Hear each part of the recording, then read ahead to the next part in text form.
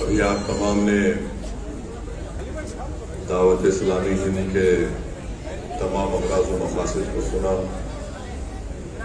اور الحمدللہ ایک بہت بڑا کام حیدرآباد میں اور وطن عزیز کے مختلف ریاست میں شہروں میں انجام دیا جا رہا ہے۔ آج فیضان امام انور اللہ شاہ فاروقی علیہ الرحمہ مدرسے کے تحت الحمدللہ 5 فارغ التحصیل حفاظ کی دستار بندی کی گئی، ان کی کلکوشی کی گئی۔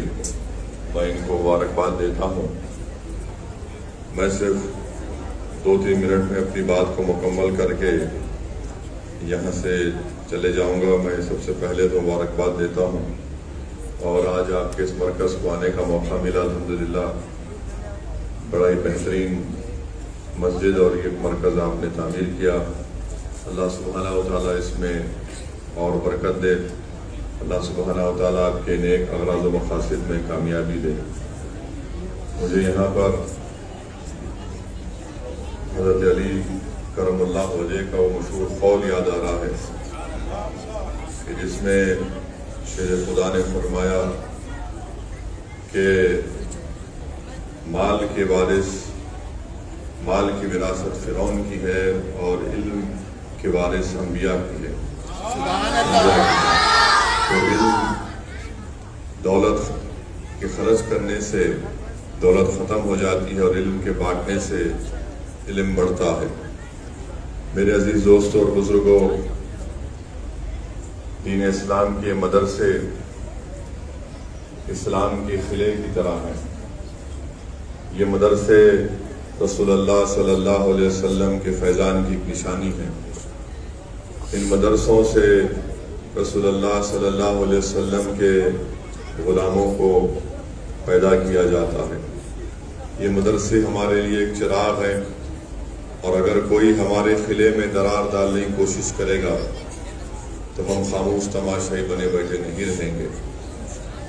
اور علم دین اسلام کے لیے بہت ضروری ہے، اور بغیر علم کے ایک مسلمان اللہ کو بھی نہیں پہچان سکتا ہے۔ اس لیے بہت ضروری ہے کہ اس طرح کے مدرسوں کی مدد کی جائے اور ان کو اور مضبوط کیا جائے۔ ہمارے وطن عزیز میں مختلف مقامات پر مدرسوں کو ٹارگٹ بنایا جا رہا ہے۔ میں صرف اتنا ہی کہوں گا، مجھے یہاں پر محمود غزنوی کا وہ قصہ یاد آتا ہے کہ محمود غزنوی کے دل میں 3 شک پیدا ہو گئے۔ ایک شک یہ پیدا ہوا کہ کیا میں واقعی میں اپنے باپ سبکت الدین کا بیٹا ہوں۔ دوسرا، محمود غزنوی کے دل میں دوسرا شک یہ پیدا ہوا کہ کیا واقعی میں علماء انبیاء کے وارث ہیں۔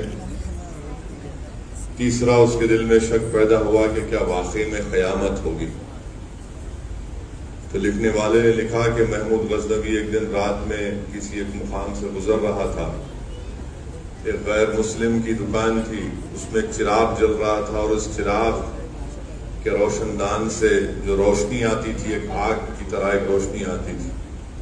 تو محمود غزنوی نے دیکھا کہ ایک معصوم بچہ بیٹھ کر اپنا سبق پڑھ رہا ہے، اور جب اس کو سبق یاد نہیں آتا تو وہ چراغ کی روشنی کو حاصل کرنے کے لیے چراغ دان کے قریب آتا اور اس کو دیکھتا اور پھر یاد کرتا۔ تو محمود غزنوی نے اس بچے سے پوچھا کہ تم کون ہو؟ اس بچے نے اپنا تعارف کرایا کہ میں فلاں مدرسے میں پڑھتا ہوں اور اپنا سبق یاد کرنے کے لیے یہاں پر اس مقام پر بیٹھتا ہوں۔ تو محمود غزنوی نے اس سے پوچھا کہ کیا تمہارے پاس چراغ نہیں ہے؟ تو بچے نے کہا کہ نہیں، دن میں مدرسے میں پڑھتا ہوں اور رات میں میرے گھر میں چراغ کے لیے، تیل کے لیے پیسے نہیں ہیں۔ جب مجھے معلوم ہوا کہ اس دکان سے ایک روشنی ہے، چراغ جلتا ہے، تو میں یہاں پر آتا ہوں۔ تو محمود غزنوی نے کہا کہ بڑا متاثر ہوا اس بچے کے اخلاص سے، اس کی نیک نیتی سے۔ تو محمود غزنوی نے کہا کہ میں آج سے فلاں شخص کو یہاں پر رکھتا ہوں، وہ تم کو لینٹین دے گا، لینٹین کا انتظام کرائے گا اور تیل بھی اس میں مہیا کرا دے گا۔ تو اس بچے کی زبان سے نکلا جزاک اللہ جزاک اللہ۔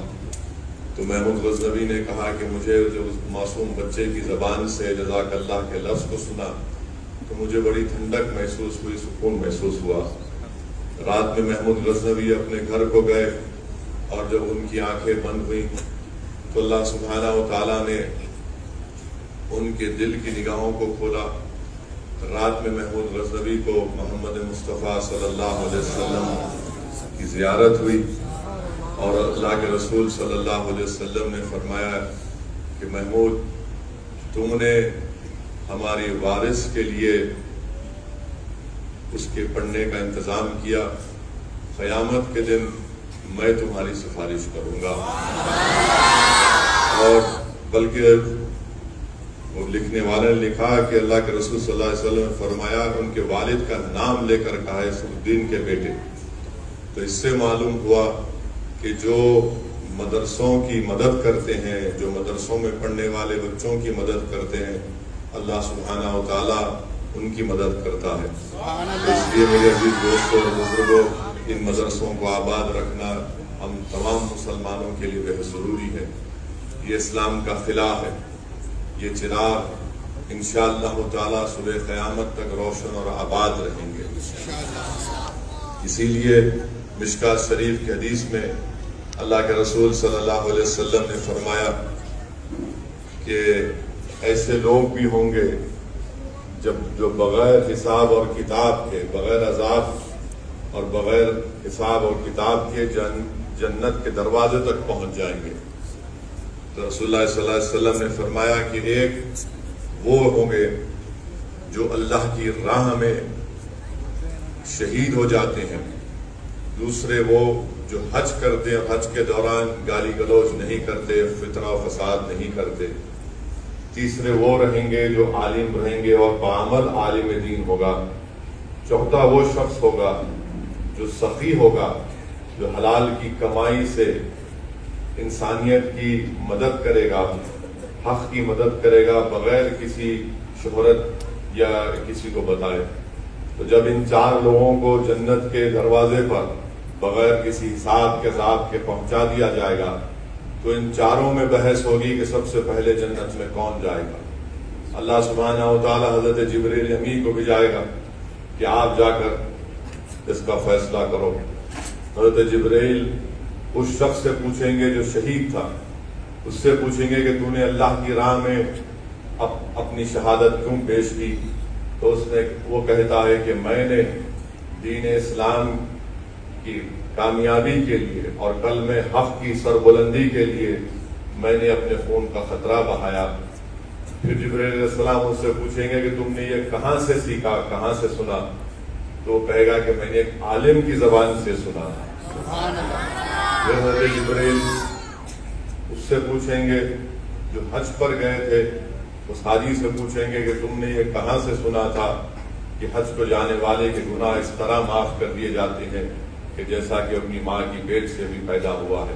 وہ حاجی کہے گا کہ میں نے ایک عالم دین کی زبان سے سنا تھا۔ پھر حضرت جبرائیل اس سخی سے پوچھیں گے کہ تم نے اللہ کی راہ میں انسانیت کے لیے یہ زکوٰۃ، صدقہ اور پیسے کیوں بانٹے؟ تو وہ کہے گا کہ میں نے ایک عالم دین کی زبان سے سنا تھا۔ تو جبرائیل امی، مشکات شریف کے حدیث کے الفاظ ہیں، جبرائیل امی کہیں گے کہ ایک عالم کا ادب ملوز رکھو، یہ عالم استاد ہوتا ہے۔ تو عالم پکار کر کہے گا کہ نہیں، میں یہ علم اس لیے حاصل کیا تھا کیونکہ اس سخی نے اپنی سخاوت کے ذریعے اس میرے مدرسے کو، مجھے عالم بننے میں مدد کی۔ تو اللہ فرمائے گا کہ پہلے جنت میں جو جائے گا وہ سخی ہوگا جس نے مدرسوں کو، علماؤں کی مدد کی تھی۔ تو میرے عزیز دوستوں اور بزرگوں، علماء کرام کی زبانوں سے میں نے سنا ہے کہ اللہ سبحانہ و تعالیٰ نے رسول اللہ صلی اللہ علیہ وسلم کو دنیا سے اگر کسی چیز کو مانگنے کو کہا ہے وہ علم کی زیادتی کو، تو اس لیے ہم قرآن کی آیات پڑھتے ہیں کہ جس میں اللہ سبحانہ و تعالیٰ فرماتا ہے کہ اے میرے حبیب، آپ مجھ سے علم کی زیادتی طلب کیجئے۔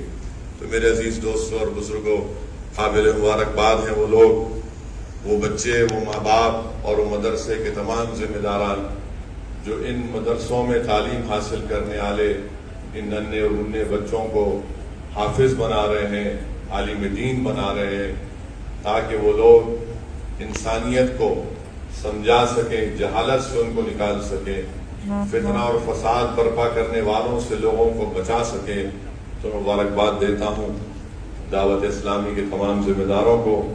میں معذرت چاہتا ہوں، مجھے ایک اور میٹنگ میں جانا ہے، مگر الحمدللہ یہاں پر آ کر، یہاں پر دیکھ کر آپ کی تمام تفصیلی جو کارنامے ہیں، جو آپ کی محنتیں ہیں، جس کا ایک خلاصہ یہاں پر آپ نے پیش کیا، میں صرف اللہ سے دعا کر سکتا ہوں کہ اللہ سبحانہ و تعالیٰ آپ کے اس مقصد میں آپ کو کامیابی دے۔ وآخر الدعوانا الحمدللہ رب العالمین۔